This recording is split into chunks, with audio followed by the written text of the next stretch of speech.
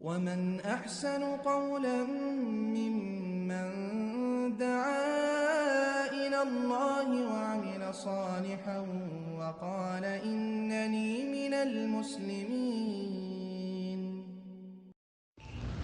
السلام عليكم ورحمة الله وبركاته. بسم الله الرحمن الرحيم. الحمد لله رب العالمين والصلاة والسلام على سيد المرسلين نبينا محمد وعلى آله وصحبه أجمعين أما بعد।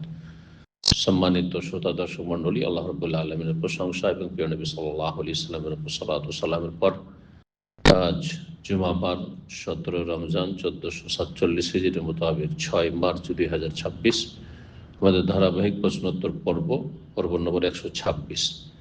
10টি প্রশ্নের উত্তর ইনশাআল্লাহ তাআলা সংক্ষেপে দেব। আল্লাহ রাব্বুল আলামিন যেন সঠিক কথা বলার এবং তা মেনে চলার আমাদের সকলকে তৌফিক দান করেন। প্রথম প্রশ্ন বলছেন, আসসালামু আলাইকুম শেখ। ওয়ালাইকুম সালাম। আমরা মক্কা মদিনাতে দেখি কোরআন খতম করলে সালাতে মোনাজাত করা হয়। আমরা যখন ঘরে কোরআন খতম করি তাহলে আমরা কি এভাবে মোনাজাত করতে পারবো? জি, পারবেন। না হলে কিভাবে মোনাজাত করব কোরআন খতম পড়ে?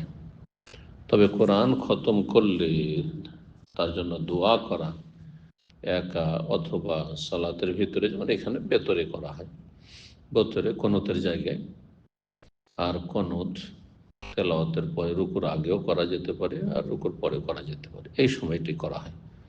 আলাদা করে সালাম ফেরার পরে কোরআন খতম হলো, সালাতে সালাম ফেরার পরে খতমে কোরআনের দোয়া বা খতম তারাবির দোয়া এমনটা করেন না, কিন্তু ভেতরের কোনোতেই সেটা করা হয়।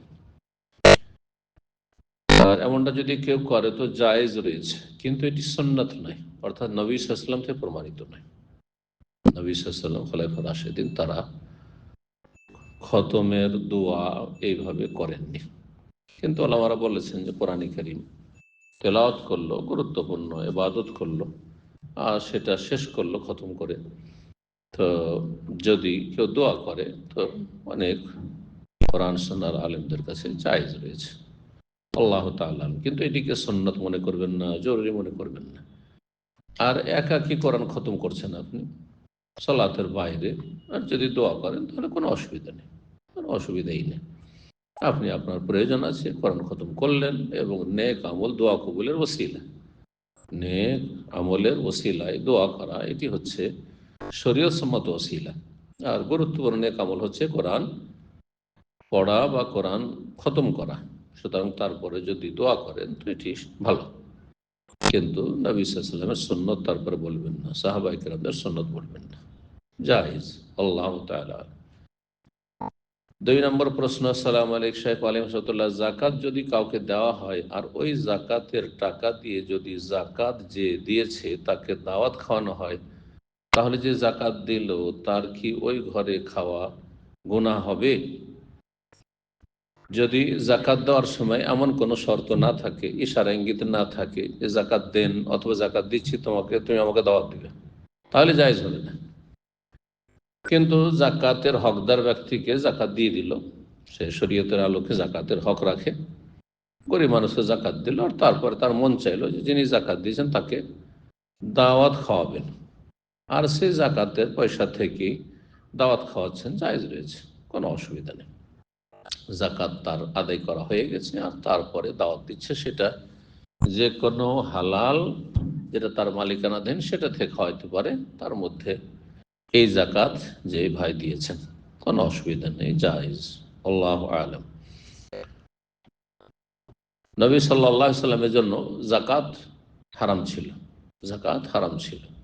বারী রাদিয়াল্লাহু তাআলা, নবী সাল্লাল্লাহু আলাইহি সাল্লামের সহধর্মিনী উম্মুল মুমিনিন আয়েশা রাদিয়াল্লাহু তাআলা আনহার দাসী ছিলেন। বারীরাকে কেউ সাদাকা যাকাত দিয়েছিল, একটা বকরি, ছাগল, তো সেটা আর গোশত বাড়িতে পাক হয়েছে, সবাই খাচ্ছেন বা প্রস্তুত করেছেন। নবী সাল্লাল্লাহু আলাইহি সাল্লাম বললেন যে আমাকে দাও, তো বলছে যে এটা তো যাকাত, এটা সাদাকা, আর আপনার জন্য তো সাদাকা হালাল নাই, আপনার আহ, পরিবারের জন্য জায়েজ নাই। জি, আলে মুহাম্মদ সাল্লাল্লাহু আলাইহি সাল্লামের জন্য যাকাত হারাম ছিল। জি, তো তখন কি বলেছেন নবী সাল্লাল্লাহু আলাইহি ওয়াসাল্লাম, সেই বুখারীতে কয়েকবার করে হাদিসটি এসছে, বাড়িরাকে বলেছে আল্লাহকে সাদাকাতুন ওয়ালানা হাদিয়া, তোমার জন্য এটি সাদাকা বা যাকাত, আর আমাকে যখন খাওয়ালে তখন সেটি হয়ে গেল উপহার, উপঢৌকন, হাদিয়া হয়ে গেল, কোনো অসুবিধা নেই, জায়েজ রয়েছে। 3 নম্বর প্রশ্ন বলছেন যে, আসসালামু আলাইকুম শেখ। ওয়ালাইকুম সালাম। আমার প্রশ্ন হচ্ছে, মেয়েরা কি শুধু স্বর্ণের মালা গলায় পড়তে পারবে? কোনো অসুবিধা নেই, জায়েজ। এবং হাতের মিডিলের আঙ্গুলে আংটি পড়তে পারবে, তাও জায়েজ রয়েছে। জি, স্বর্ণের আংটি এটা নিয়ে কি শরীয়তে কোনো বিধান রয়েছে? পুরুষদের জন্য জায়েজ নয়, কিন্তু মহিলার জন্য জায়েজ। মহিলাদেরকে আল্লাহ রাব্বুল আলামিন সাজ সজ্জার সুযোগ দিয়েছেন স্বর্ণের মাধ্যমে, চাঁদের মাধ্যমে। জি, তারা অলংকার ব্যবহার করবে। একদিনই ভাই বলছেন শুধু স্বর্ণের মালা পরা যাবে না, সে স্বর্ণের মালার মিডিলে কোনো কিছু মিক্স থাকতে হবে, আর হাতের মিডিলের আঙ্গুলে আংটি পরা যাবে না। এই বিষয়ে আমাকে একটু বলবেন। ভুল বলেছেন আসলে। এটা হয়তো উনি ওই যে আলবানী রাহেমাহুল্লাহর একটি বিরল ফতোয়া রয়েছে, সাজ ফতোয়া রয়েছে। বড় বড় আলেমদেরও কিছু বিরল ফতোয়া রয়েছে যেগুলি সহিহ হাদিস মোতাবেক নয়, কিন্তু তাদের ইজতিহাদ বলছে যে সেটি সহি। তার মধ্যে একটি হচ্ছে যে আযহাবুল মুহাল্লাক, গোলাকার কোনো স্বর্ণ বা চাঁদির অলংকার করা যাবে না। গোলাকার তো গোলাকার মালা, গোলাকার, হ্যাঁ, গলি আছে গোটাটাতে মালা, এটা জায়েজ নয় তার কাছে। তারপরে চুড়ি জায়েজ নয়, বালা জায়েজ নয়। হ্যাঁ, এইরকমই যদি পায়ের গোলাকার কোনো অলংকার থাকে, এগুলো একসঙ্গে ব্যবহার হয়তো খুব বেশি, জায়েজ নয়। এক কথায় গোলাকার অলংকার জায়েজ নয়। এমনকি এই যে ঘড়ির চেন যদি গোলাকার থাকে, সব দিক থেকে লাগানো থাকে, জায়েজ নয়। এই জন্য আলবানী রাহিমাহুল্লাহর যারা অন্ধ মুকাল্লিদ এই ফতোয়াতেও, তো অথচ তার ইজতিহাদেরটি ভুল, তো তারা বেল্টওয়ালা ঘড়ি পরেন, হ্যাঁ, কিন্তু বা এটা খোলা গোলাকার এরকম পরেন না, চেন পরা তাদের কাছে এভাবে জায়েজ নয়। তো সেখান থেকে হয়তো এই ভাই বলেছে। আর আংটির ব্যাপারে হাতের আঙ্গুলে যে কোনোটাতে পরা যেতে পারে, অসুবিধা নেই। আল্লাহ তাআলা আলম। জি। তো 4 নম্বর প্রশ্ন বলছেন, আসসালামু আলাইকুম শাইখ রাহমাতুল্লাহ, একজন বোন যার কোনো ইনকাম সোর্স নেই, তার স্বামী তার সোনার জাকাত দেন, তিনি কি তার মাকে জাকাত দিতে পারবেন না পারবেন না? মা, বাবা, দাদা, দাদি ওপরে যতই যাবে জাকাত দিতে পারবে না। ছেলে মেয়েদের ছেলে মেয়েকে জাকাত দিতে পারবে না, হারাম জাকাত। জাকাত তাদের খাবে না, মাকে জাকাত দিবেন। বিয়ে হয়ে গেছে সেজন্য মাকে জাকাত খাওয়াবেন? আপনাকে বলবো যে আপনার মা যদি অভাবী থাকে তো আপনার অলংকার পরা জরুরি? হ্যাঁ, মোটেই জরুরি নয়। আপনার যে গয়না রয়েছে সে গয়না বিক্রি করে মাকে দিয়ে দেন, সে গয়না বিক্রি করে দিয়ে দেন, বা গয়না দিয়ে দেন, বিক্রি করে সে সংসার চালান। জি, আপনি মায়ের গর্ভে 10 মাস থেকেছেন, সে রাখতে পেরেছে, আর আপনি অলংকার দিতে পারছেন না আপনি মাকে, আপনি টাকা পয়সা দিতে পারছেন না মা বাবাকে, কেমন মুসলিম আপনি? আল্লাহ হেদায়েত দান করুন। জি, মা বাবাকে জাকাত দেওয়া হারাম। জি, কাবিরা গুনাহ, এবং জাকাত আদায় হবে না। জি। 5 নম্বর প্রশ্ন বলছেন, আসসালামু আলাইকুম শেখ। ওয়ালাইকুম সালাম। বর্তমানে নেশাব পরিমাণ বাংলা টাকা কত, রূপা হিসাবে কত, আর সোনার হিসাবে কত? কোনটা ধরে জাকাত দেওয়া উত্তম, সোনার নেশাব নাকি রূপার? জাযাকাল্লাহ খাইরান।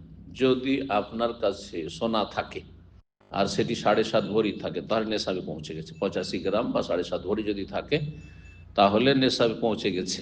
20 দিনার বা 20 মিসকাল হাদিসে রয়েছে, যার পরিমাণ গ্রামে হচ্ছে 85 গ্রাম, আর ভরিতে হচ্ছে 7.5 ভরি। যদি থাকে তাহলে তাতে জাকাত দেবেন। বাকি টাকা পয়সা, কারেন্সি, কাগজের নোট, যে কোনো দেশের হোক না কেন, রিয়াল হোক, ডলার হোক, পাউন্ড হোক, আর বাংলাদেশি টাকা হোক, ভারতীয় হোক, কোনো দেশি টাকা পয়সা হোক, এই কাগজের নোট এসেছে চাঁদির টাকার বিকল্প হিসাবে। আজকে 200-250 বছর আগে মানুষ চাঁদির টাকা ব্যবহার করতো পৃথিবীতে, স্বর্ণের টাকা পৃথিবীতে কোথাও ব্যবহার হইতো না, একেবারে সীমিত আকারে দিনার স্বর্ণ মুদ্রা আরবদের মাঝে সীমিত আকারে ব্যবহার হইত। কিন্তু চাঁদির টাকা বা রূপার টাকা সব জায়গায় সারা পৃথিবীতে ব্যবহৃত হইত। তারপরে কাগজের নোট আসে মানুষের সুবিধার্থে। সুতরাং যখন কাগজের নোট রূপার বিকল্প হিসেবে, রূপার টাকার বিকল্প হিসেবে এসছে, তখন রূপাকেই নেশাব ধরতে হবে। এটি একটি দলিল, যুক্তি। আর একটি দলিল হচ্ছে যে সোনাকে যদি নেশাব ধরা যায় তাহলে কয়েক লাখ টাকা, সোনার দাম এত বেশি যে কয়েক লাখ টাকা না হলে জাকাত ফরজ হচ্ছে না। তাহলে গরিবরা, অধিকাংশ যারা পয়সাওয়ালা, তাদের জাকাতে বঞ্চিত থাকবে, তাদের জাকাত ফরজ হয়নি, সুতরাং জাকাত দেবে না। পক্ষান্তরে যদি রূপা চাঁদিকে নেশাব ধরা যায় তাহলে অধিকাংশ মুসলিমদের ওপর জাকাত ফরজ। চাঁদের নেশাব হচ্ছে 52.5 ভরি, যার মূল্য সৌদি আরবে গবেষক যারা ওলামায়ে কেরাম তারা বলেছেন 2000 থেকে 2200 রিয়াল পর্যন্ত, 2000 থেকে 2200 রিয়াল পর্যন্ত। তাহলে মোটামুটি বাংলাদেশ টাকার 60,000 বা তার বেশি, 60-65 হাজার টাকা যদি কারো কাছে থাকে গোটা বছর ধরে, এর নিচে নামেনি, এর ওপরেই থেকেছে, তাহলে বছর যখন পুরা হবে তখন জাকাত দেবেন। তাই টাকার জাকাত দেবেন রূপার নেশাব হিসাবে।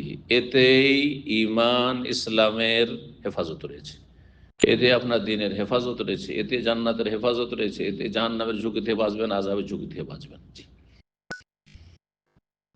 কারো ভুল ফতোয়া বিভ্রান্ত হবেন না, কারো শিথিল ফতোয়ায়, ঢিলা ফতোয়ায় বিভ্রান্ত হবেন না, গুমরা হবেন না, আর জাহান্নামের রাস্তায় নেবেন না, সুবিধাবাদী হবেন না। জি, অধিক সতর্কতা অবলম্বন করবেন। এই কথাগুলি শুধু আমার নয়, বড় বড় বিজ্ঞ সালাফি ওলামারা এটাই বলেছেন। আল্লামা শেখ সফিউর রহমান মুবারকপুর রাহিমাহুল্লাহ, তার সম্পাদনায় একটি পত্রিকা বের হতো জামিয়া সালিফা বেনারস থেকে, মুহাদ্দিস পত্রিকা। তাদের বিস্তারিত একসময় আমরা যখন ছাত্র ছিলাম তখন একটি আর্টিকেল এসেছিল, যে কথাগুলি বললাম সেগুলি সে আর্টিকেলের সার কথা। এভাবে আরো বড় বড় ওলামায়ে কেরামদের ফতোয়া এটি রয়েছে। জি, যে টাকার ক্ষেত্রে রূপার নেশাব ধরতে হবে। জি, 6 নম্বর প্রশ্ন বলছেন, আসসালামু আলাইকুম সাহেব আলহামদুলিল্লাহ, আমাদের আত্মীয় স্বজন এরা শিরকি, বেদাতি আকীদা মানহাজের এবং প্রকাশ্য পাপ করে।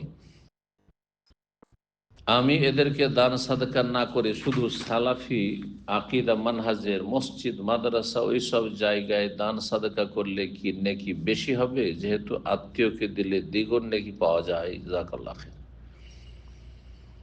আকীদা মানহাজের ত্রুটি, যদি এমন ত্রুটি থাকে যে তারা বেদাতি কিন্তু বড় শিরক কুফরিতে নেই, মাজার পূজায় নেই, আল্লাহ ছাড়া অন্যকে ডাকাই নেই, এক কথায় শিরকি, বড় শিরকি কর্মকাণ্ডে জড়িত নয়, আর একেবারে বেনামাজি নয়, তাহলে গুনাহগারদেরকেও জাকাত দেওয়া যাবে আত্মীয় স্বজন হইলে, আর সে গুনাহগার বেদাতিদেরকেও জাকাত দেওয়া যাবে।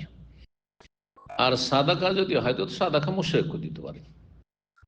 ফরজ জাকাত শুধু মুশরিক কাফেরকে দেওয়া যায় না, বাকি সাদাকা, নফল দান, খেরাত আপনি মুশরিককে দিতে পারবেন, কিন্তু গুনাহগারকে, পাপীকে পাপের জন্য সহযোগিতা করতে পারবেন না। যেমন কেউ মাজারে যাবে আর ওকে আপনি সাদাকা দিচ্ছেন, তো আপনার টাকা দিয়ে যদি মাজারে যায়, বিড়ি সিগারেট খায়, জর্দা খায়, আর তাকে টাকা দিচ্ছেন, আর তা দিয়ে জর্দা কিনে আর বিড়ি সিগারেট কিনে খাচ্ছে, তাহলে জায়েজ নাই। তাকে মদখোর, আর সে মদ খাবে আপনার সাদাকার পয়সায়, তাহলে তাকে সাদাকা করা জায়েজ না। জি, আর জাকাতের পয়সা মসজিদে লাগানো জায়েজ না, সালাফি মসজিদ হোক যাই হোক, মসজিদে জাকাতের পয়সা লাগানো জায়েজ নয়। আপনি দান সাদাকা করবেন মসজিদের জন্য। বাকি কথা হলো মাদ্রাসায়, মাদ্রাসার বিল্ডিং তৈরি করার জন্য জাকাত নয়।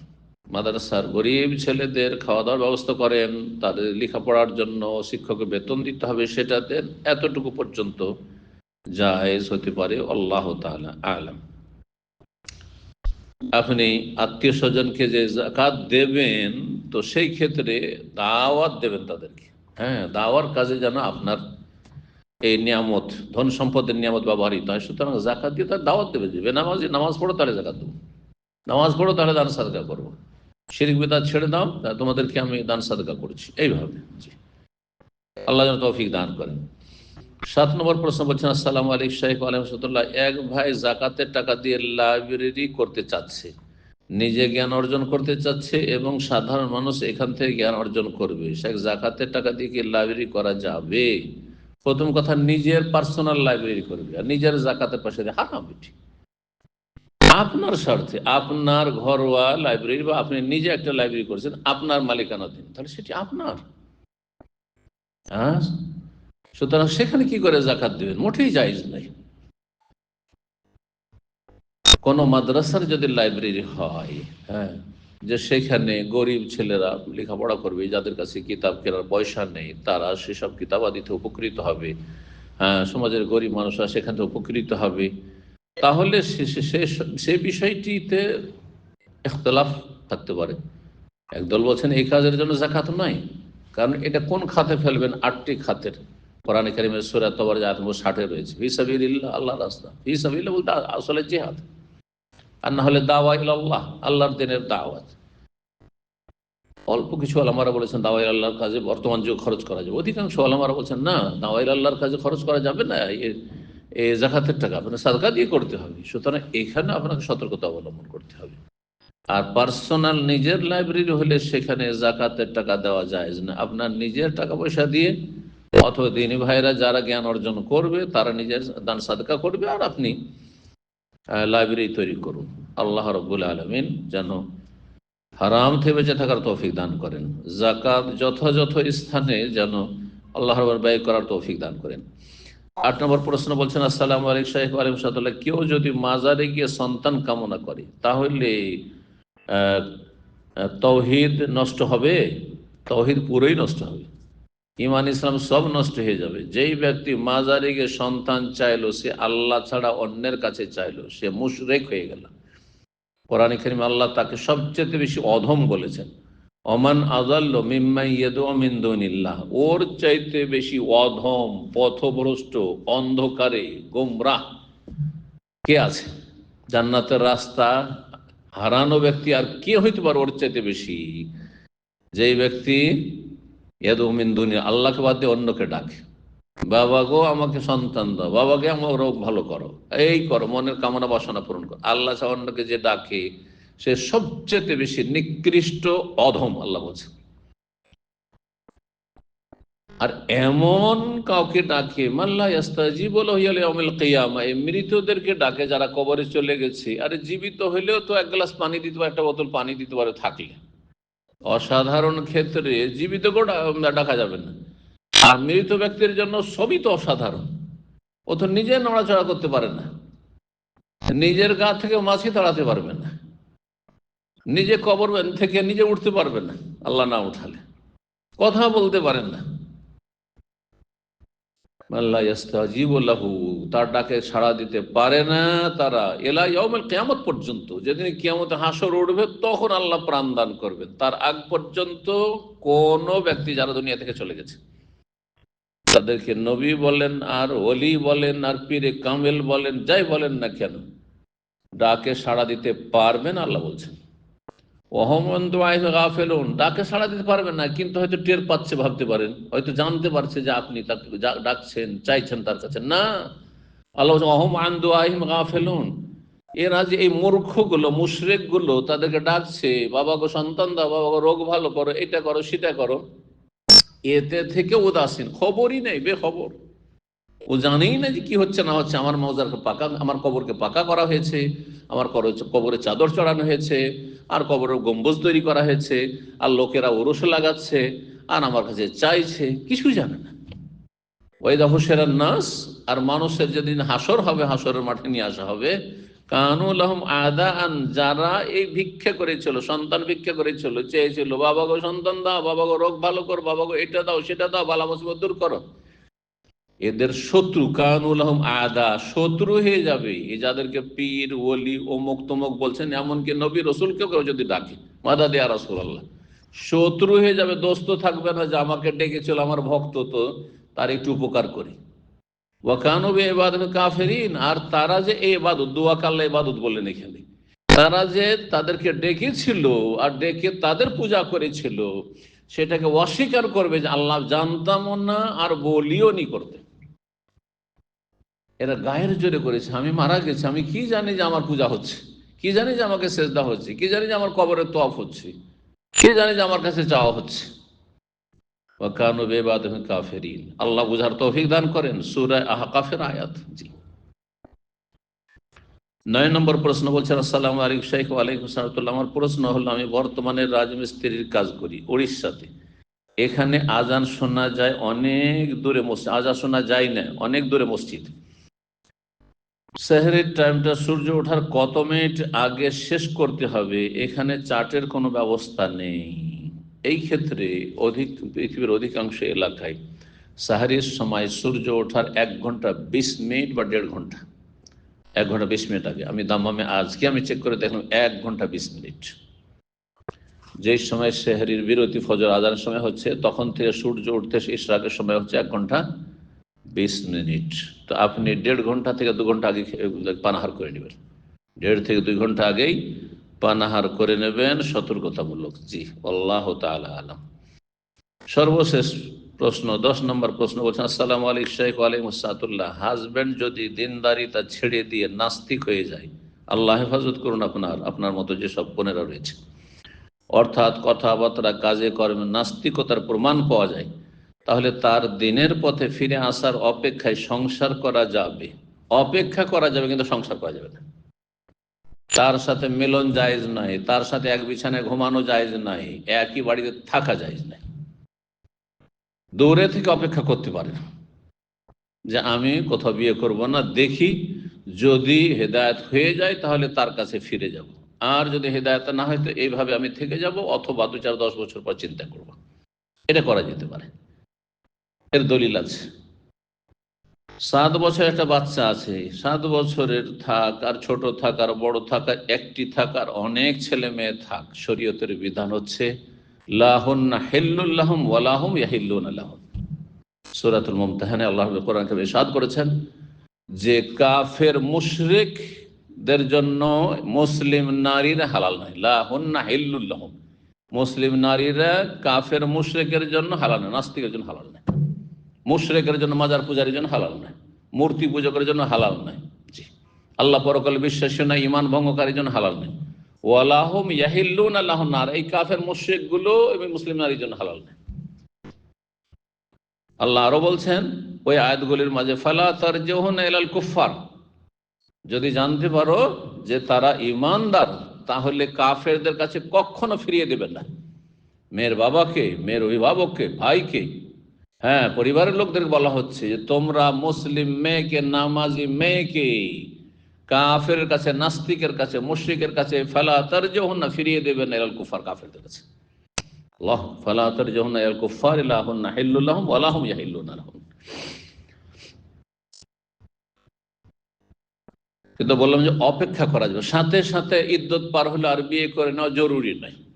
বিয়ে করে নিতে পারে, সাথে সাথে ইদ্যত পার হইলো আর তারপরে বিয়ে করে নিল, করতে পারবে, অন্য অধিকার তার রয়েছে, তার এর সাথে কোনো সম্পর্ক নেই। কিন্তু যদি কেউ মনে করে যে এর সাথে দীর্ঘদিন সংসার করেছি আর বাচ্চা আছে, এর সাথে আর একটা ভালোবাসা ছিল, প্রাকৃতিক স্বামী স্ত্রীর ভালোবাসা, প্রাকৃতিক ভালোবাসা। জি, প্রাকৃতিক ভালোবাসা আর ধর্মীয় ভালোবাসা ভিন্ন। ধর্মীয় ঘৃণা ফরজ, কিন্তু প্রাকৃতিক ভালোবাসা শারীরিক সম্পর্ক আছে তার সাথে, এটা স্বামী দাম্পত্য জীবনের সম্পর্ক, সুতরাং ভালোবাসা থাকতে পারে। এই ভালোবাসা শেষ হতে সময়ও লাগতে পারে।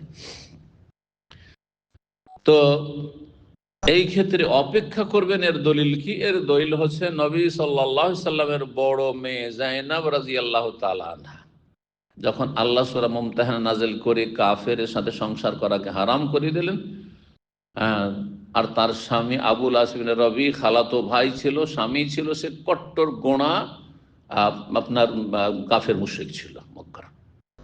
বদরে বন্দী হয়ে আসলো, বদর যুদ্ধে বন্দী হয়ে আসলো, আর তাকে ফিরি ফিরি মুক্তিপণ না নিয়ে তাকে ছেড়ে দেওয়া হলো। সাহাবায়ে কেরাম পরস্পর ছেড়ে দিলেন, আর তাকে বলা হলো যে তুমি ইসলাম গ্রহণ করছো? না, আমি ইসলাম গ্রহণ করবো না।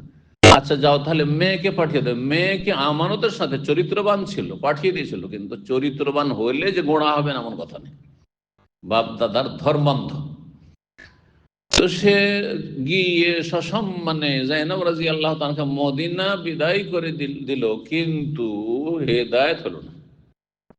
জাইনব রাদিয়াল্লাহু তাআলা আনহা চলে আসলেন মদিনায় বাবার ঘরে। দীর্ঘ 6 বছর অপেক্ষা করেছেন। 6 বছর পরে হেদায়েত নসিব হলো। তার আগ পর্যন্ত নবী সাল্লাল্লাহু আলাইহি ওয়াসাল্লাম বলেছেন যে একবার কুফরির অবস্থায় চলে এসেছে, রাতের বেলা পৌঁছে গেছে।